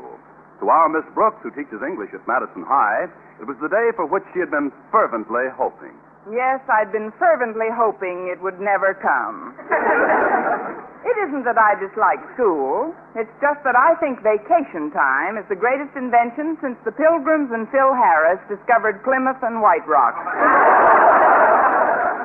But when my landlady, Mrs. Davis, called me to breakfast that morning, my mood was far from grim, for by that time I had convinced myself that facing a new term at school is not, after all, like returning to prison.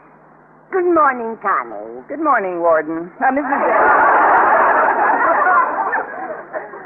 Hand me the box of wheat bits, please. Oh, that's not wheat bits, Connie. It doesn't matter. I like almost any kind of cereal. Cream, please. Well, all right. Here you are, dear. What kind of cereal is this, Mrs. Davis? They're dog biscuits. Funny, that's the one kind of cereal that doesn't agree with me. I'm sorry, Connie. I should have ordered cereal from the market before you got up. I usually get fast delivery service, you know. That's because the delivery boy has a crush on me. But it's nothing like your romance with Mr. Boynton. You mean he's tried to get fresh with you? No, but I haven't given up hope. Oh, that's probably Walter Denton to drive me to school. Come in. Morning, Walter. Hark! 'Tis the first day of school, and once again the nostrils of America's youth nostalgically dilate to the pungent aroma of pencils and blackboard erasers. How do you feel about it all, Walter? Miserable. How do you feel about school opening, Miss Brooks? Anyone for Russian roulette? Yeah, those are my sentiments exactly. Oh, say, I found this potted plant on your porch. Isn't it a dilly? Evidently another floral offering from your delivery boy, Mrs. Davis. Oh, my goodness. He must have left it for me last night when he brought over my yogurt and Danish blue cheese. Sit down, Walter. The yogurt is on me. Yeah, I'll have plain milk, if you don't mind. Boy, it certainly is neatly gift wrapped. You can see the plant right through the cellophane, Mrs. Davis. It's an evergreen plant. It's a dilly, all right. The trouble is, I have too many potted plants around the house as it is. I don't know what in the world to do with it. I have a suggestion, Mrs. Davis.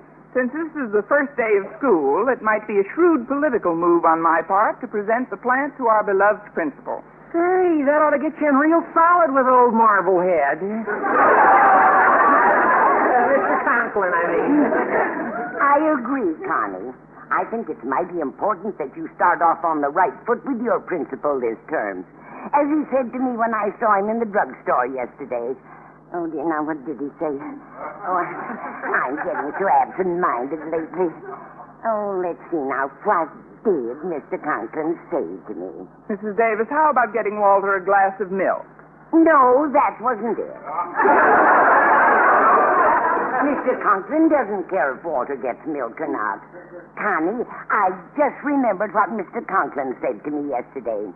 He wants you to help him reclassify his files for the new term, dear. So he said you're to report to his office at 7:30 sharp. And no excuses. 7:30? What time is it now? 8:05. Fine. If I hurry, I'll never make it. Holy cow, what are you going to do, Miss Brooks? I'll bet old Marblehead's blood pressure's about to explode with atomic fury by now. By now, it's already forming the mushroom. I'll have to call him and try to explain. Mrs. Davis, this phone is dead. Oh, that's another little thing that slipped my mind, Connie. It isn't really dead. We have a chap on our new party line who's rather eccentric. He keeps leaving his receiver off the hook. What? Well, he's got his nerve. Hello? Hello? Hello? Trying to bust my eardrums, madam? My name is Miss Brooks. Since we're on the same party line... My telephone happens to be right by my bed, Miss Brooks. Do you realize your infernal shouting jarred me from a sound sleep? Do you realize you left your receiver off the hook? Certainly. I always do that to preclude my being startled from slumber by the hideous clanging of a phone bell. I prefer to be awakened gently. Maybe the company will give you a bell with a feather on it.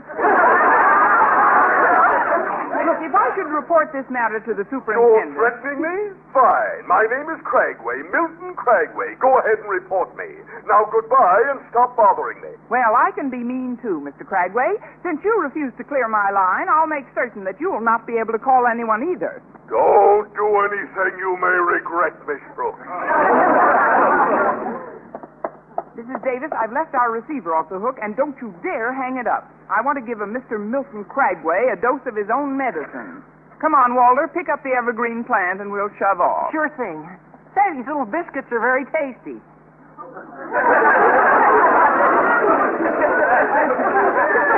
You've been eating those biscuits, Walter? Well, yeah. What kind are they? Want to sublease my doghouse?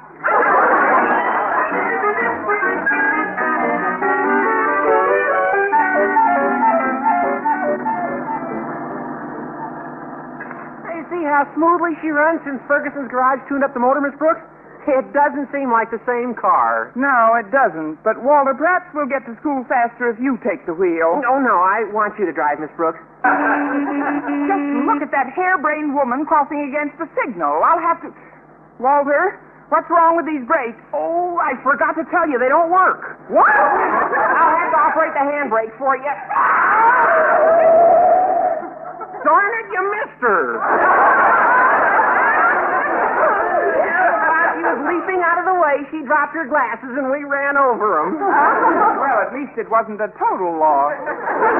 Don't you look where you're going, young lady? Who, me? Why do you need glasses? My name is Constance Brooks. I'll be happy to reimburse you for your glasses, miss, if you just... It isn't Miss, it's Mrs. I'm Mrs. Gregory York of 212 East 2nd Street. Now, kindly pull over to the curb and I'll... Well, come back here! Stop that car! Walter, what are you doing? I done released the brake and we escaped. Are you out of your mind? There's no turning back now, Miss Brooks. Mrs. Gregory York is lost in the distance, and there's a dozen cars in back of you. Well, nevertheless, Besides, did you want to waste the entire morning gabbing with her while old Marblehead's blowing a mental gasket waiting for you? Mr. Conklin, in the confusion, I'd almost forgotten about him. Walter, I have a sensational idea that'll settle all my problems. What is it, Miss Brooks? You take the wheel, I'll get out, and you run over me.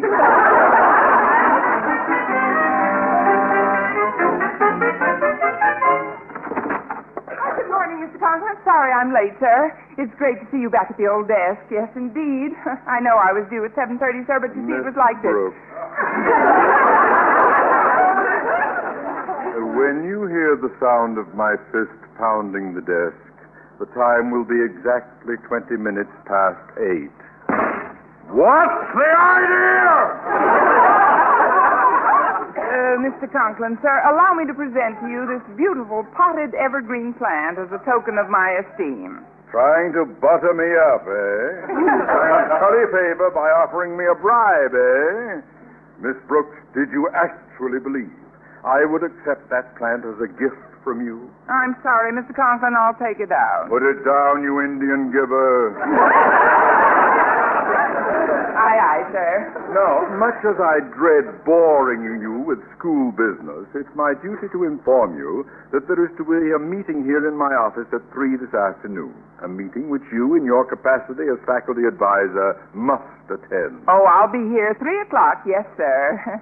It's to be a routine meeting restricted to school personnel, I presume. By no means. We'll be rubbing elbows with an official from the State Board of Education who literally holds our jobs in the palm of his hand. Mr. Milton Cragway. Huh? Mr. Milton Cragway? Himself. The power Milton Cragway wields in our sphere is fantastic. We must therefore exert every effort, Miss Brooks, to make a good initial impression on him. You know, start off on the right foot. Yes, sir. Rest assured that heads will roll if we should in any way displease Mr. Cragway or his assistant. His assistant? She's a distinguished member of our school board, Mrs. Gregory York.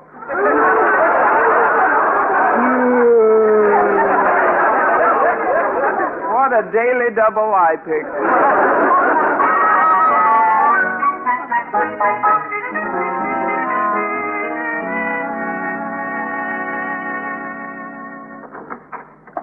Good morning, Miss Brooks. Hi, Mr. Boynton. Miss Brooks, I've got a problem. You've got a problem. It's quite serious. Kept me awake all night.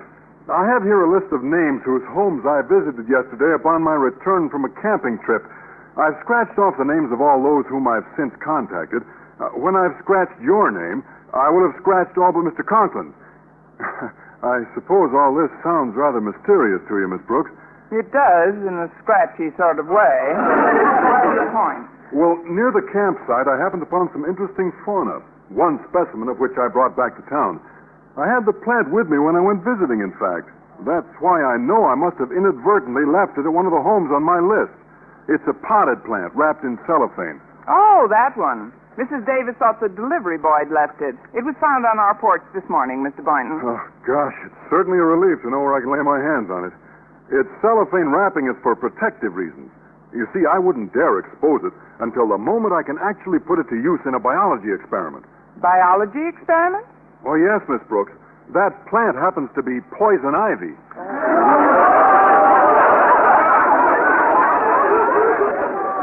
Poison ivy? Mr. Boynton. What is it, Miss Brooks? You don't have to scratch Mr. Conklin. By now, he's scratching himself.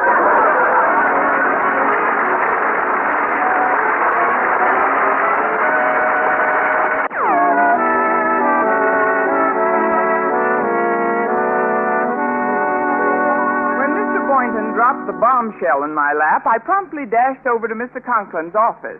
But neither he nor the poison ivy plant was there. Such was the case each time I returned to the scene of the crime during my morning classes.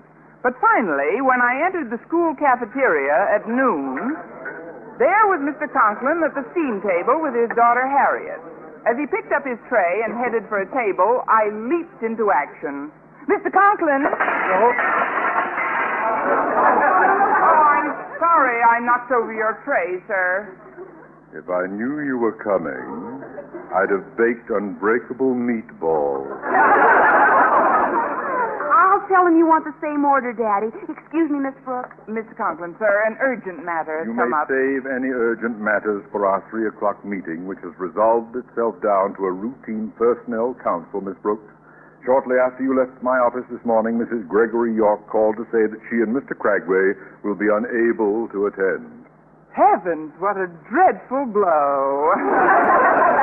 Sir, about the potted plant that I thought... It'll be ready in a second, Daddy. Let me finish, Harriet. About that potted plant I gave you, Mr. As Conklin. I intimated at the time, I cannot ethically accept any form of bribe-tinted gift from a faculty member, Miss Brooks. Therefore, without bothering to so much as remove its wrappings, I tossed the plant, pot and all, into the incinerator. Oh, thank you, Mr. Conklin. I'll order my lunch now, sir. Thank you, sir. Thank you. Thank you so much.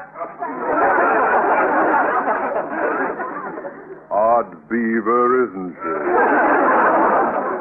Did you really burn that plant, Daddy? Of course not. I used it for political purposes, Harriet. That is, I walked over to the Board of Education and presented it to Mr. Stone, the head man himself. No wonder I couldn't find you in your office. If I'd known you were with Mr. Stone... Spent the entire morning with him, yes, indeedy. Naturally, he expressed keen disappointment when I told him that our meeting should not be graced by the presence of Milton Cragway and Mrs. York. What? Oh, apparently you didn't read the message I left on your desk a half hour ago.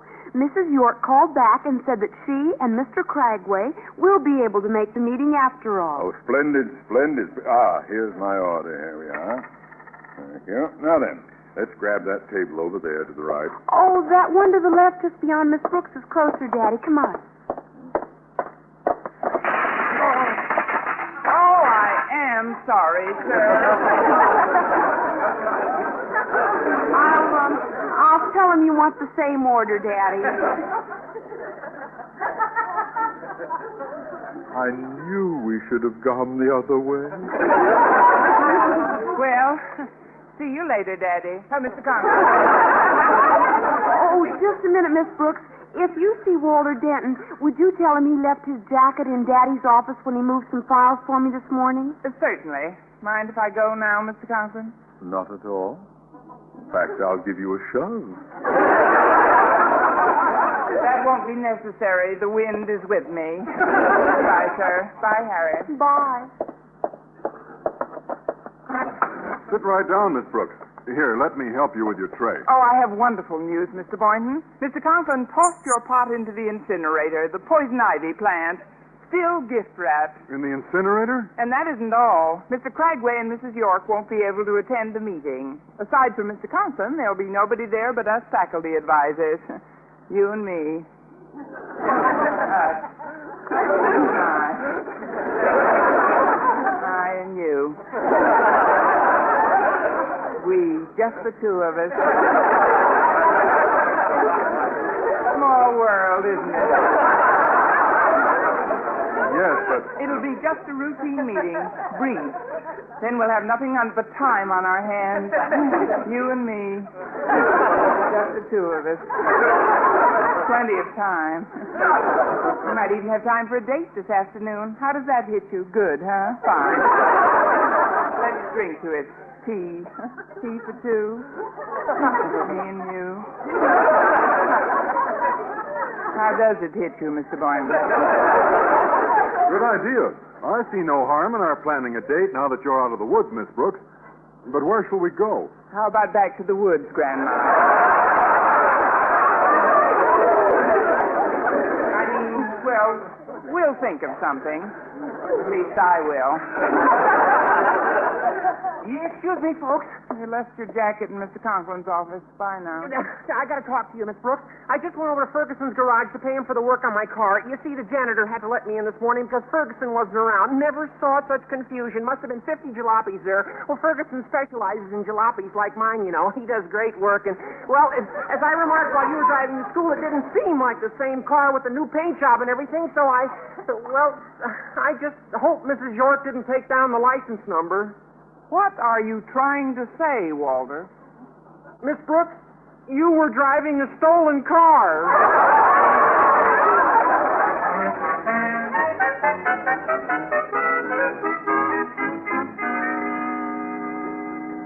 Nonsense. I wouldn't dream of letting you take a taxi over to the meeting, Mr. Cragway. I'll pick you up. You're at 6th and Maple, you say?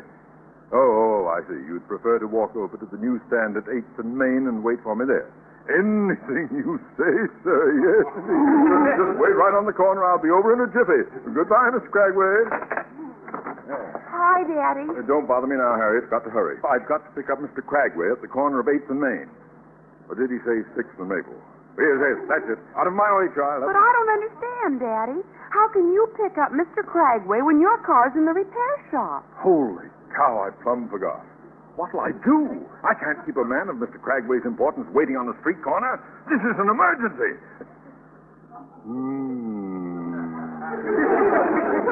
Daddy, that's Walter Denton's jacket. Now, what did you take out of his pocket? Denton's key. I'll take his car.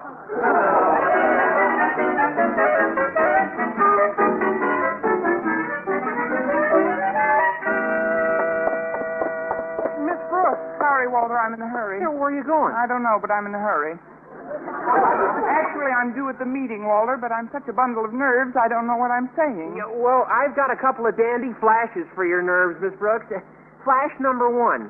Yeah, I went outside to take a look at our stolen car, and guess what? What? It's been stolen. Hold on to my arm and give me flash number 2. Yeah, gladly. Well, right away I scurried back into the building, and that's when I saw her. Mrs. Gregory York. Mrs. York? She's here? New glasses and all. Right now she's inspecting some of the classrooms. Oh, there must have been a change in plans. Did she happen to see you? See me? Oh, we had a lengthy chat. But she must have been blind as a bat this morning without those glasses you ran over. She didn't even recognize me. Really? Well, I can't risk letting her see me, Walter. I've had it. Mr. Boynton's probably at the meeting by now. I'll run over and tell him I've decided to head for the border. Oh, there you are, Sonny. Yikes. Hi, Mrs. York. This young lady is a member of your faculty, I presume? Oh, yes, ma'am. This is our Spanish teacher, Senora Gonzalez. Delighted to know you, Senora. Ole. Gracias. La conga. The senora is from Brazil. Oh, charming. You know, there's something familiar about you, Senora. Haven't I seen you somewhere before? Not too clearly, I hope.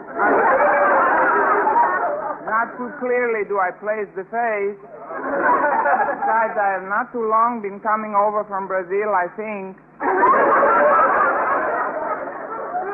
I've been to your homeland many times, Senora Gonzalez. How you must miss it.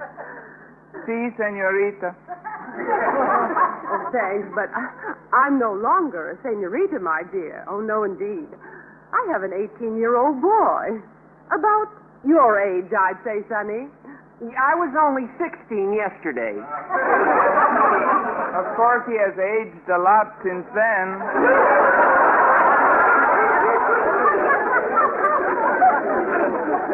Excuse, please. I just remember an appointment. Must go. Sorry you have to rush off, Senora. I do hope we meet again sometime. Dankeschön.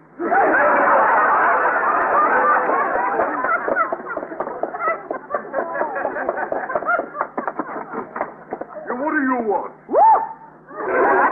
You shouldn't have come here, ma'am. I'm in conference with Mr. Cragway, Mr. Milton Cragway. So if your classroom is in order, you may go home. Goodbye. Not so fast. Where are your manners, Mr. Boynton? Introduce me. Yes, sir.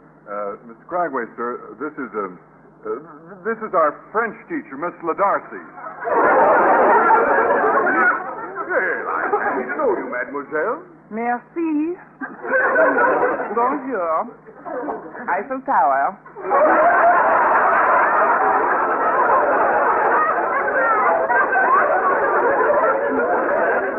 With your pardon, monsieur, I must go erase my blackboard.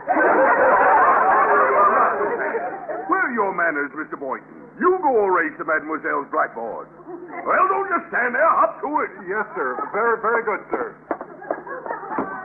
Well, if I seem in ill humor, Miss LaDarcy, let me explain that I've had an incredibly nerve-wracking day. It started this morning with my being insulted by some idiotic woman, a Miss Brooks. Dreadful experience. You have no idea. Oh, but I do. Sacre bleu, I do.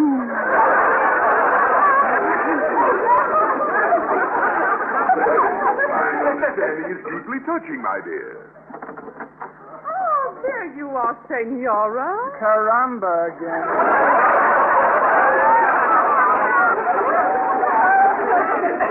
How nice to see you again, Mr. Cragway. I see you've already met Senora Gonzalez. What on earth are you talking about, Mrs. York? This happens to be Mademoiselle LaDarcy. No doubt you have confused me with my twin sister, who also teaches here. Senora Gonzalez is your twin? Oui. While I grow up in France with Papa, she's growing up in Brazil with Mama.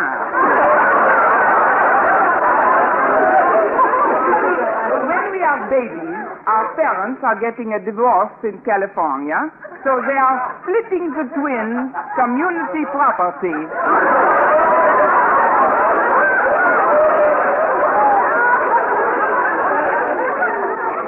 As you have observed, Madame York, we are identical twins. Oh, what a crazy mixed-up day. Only la cow. How do you do, Mr. Cragway, Mrs. York? I asked this chap to bring me here to prove to him that I am principal of this school. Allow me to present Officer Cheney, who arrested me for driving what he terms a hot car. Well, that's absurd. How do you do, officer? I can vouch for this man. I'm Milton Cragway of the State Board of... I don't care who you are.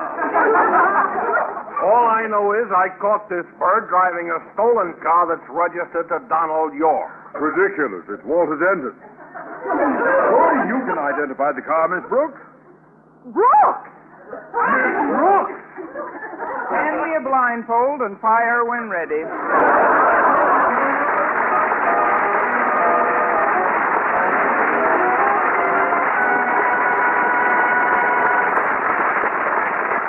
As our Miss Brooks returns in just a moment.